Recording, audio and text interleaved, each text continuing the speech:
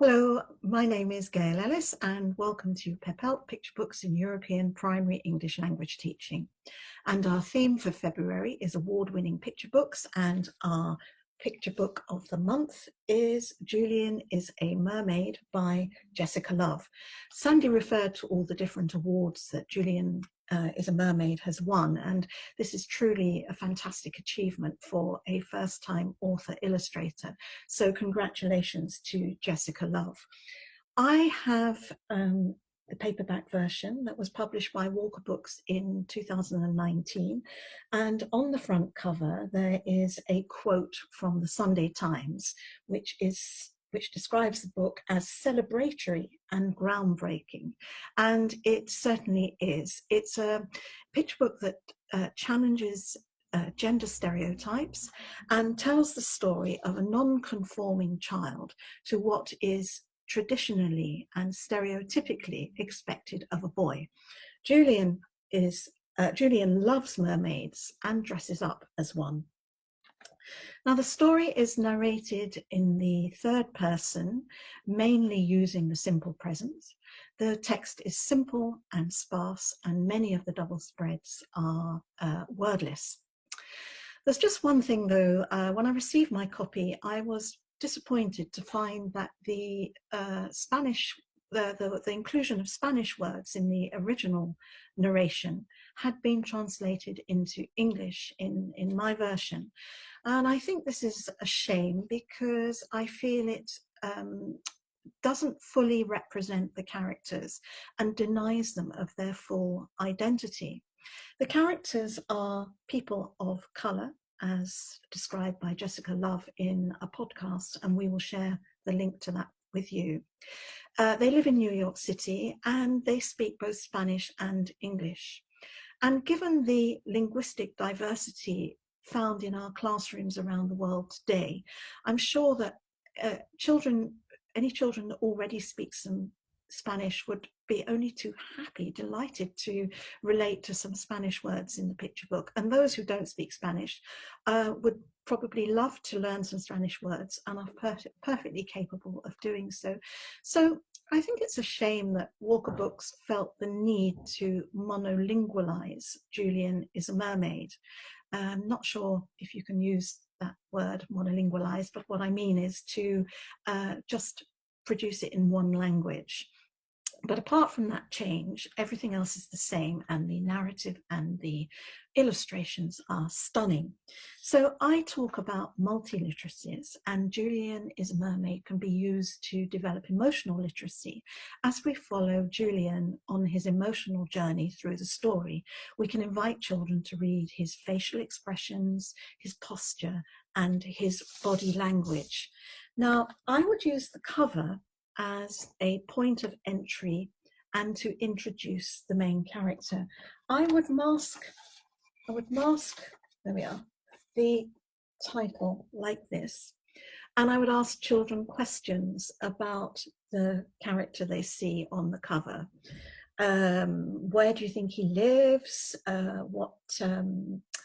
What time of the year do you think it is? How old do you think he is?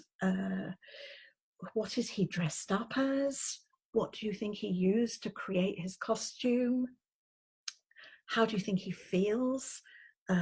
He feels happy, triumphant, proud. Can you think of a title for the picture book? So that would be my point of entry.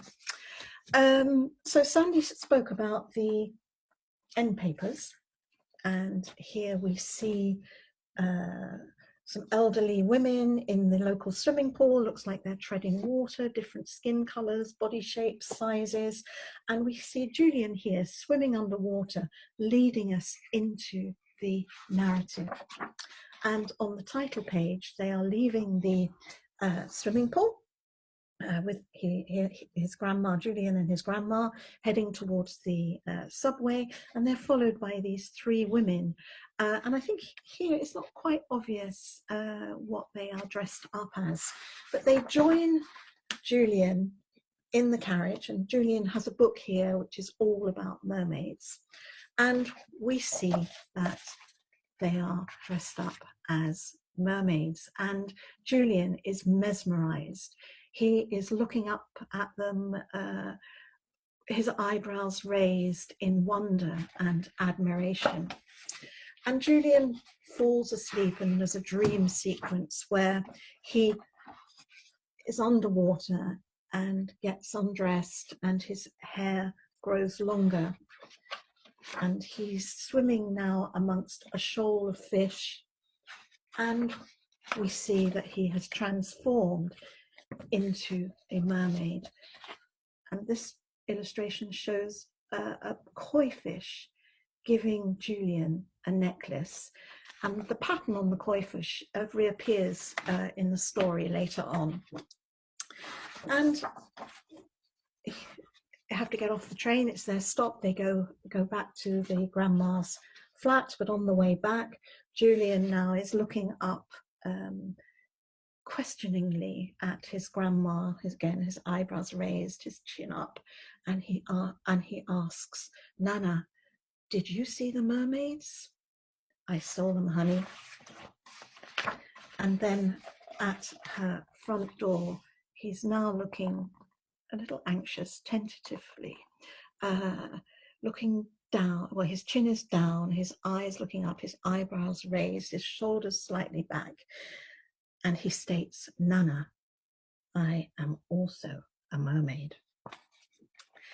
Back in the flat, the grandma goes off to have a bath.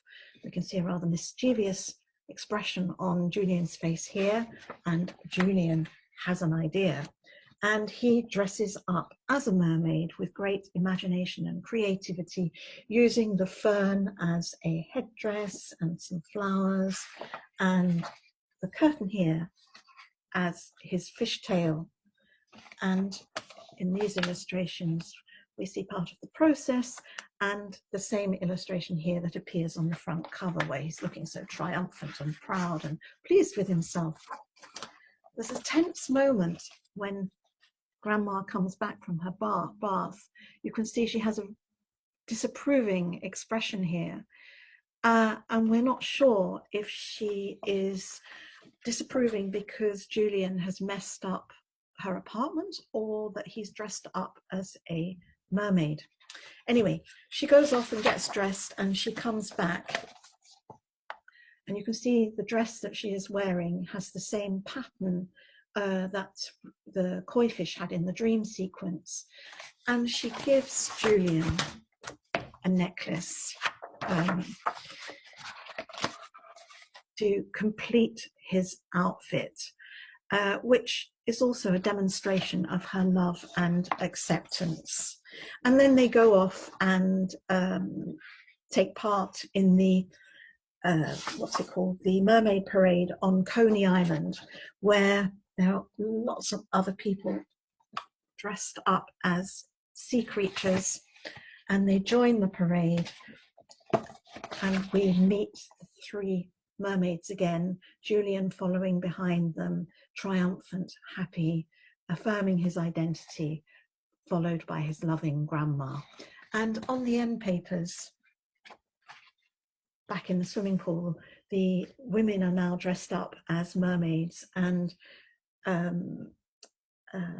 Julian is looking directly at us, happy and affirming his identity.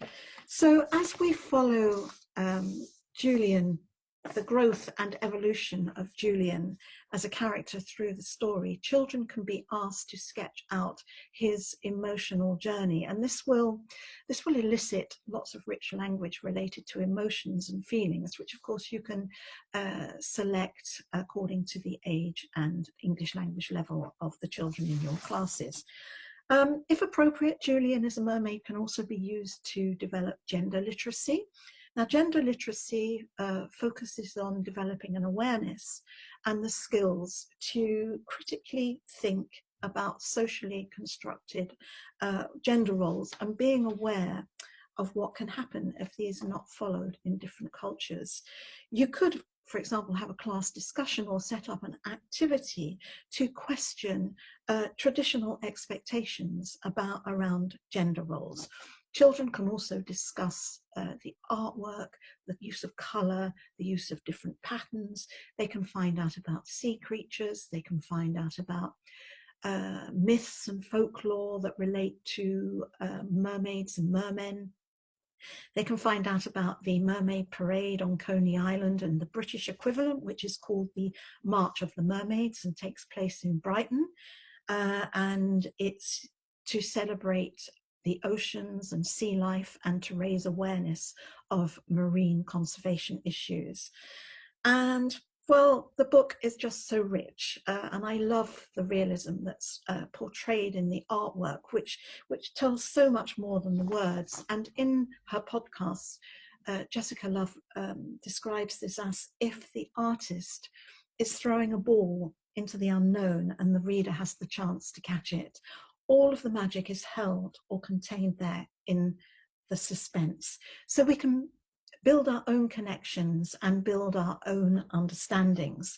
So thank you, Jessica Love, for Julian is a Mermaid, which is a story about individuality and being yourself and about love and acceptance.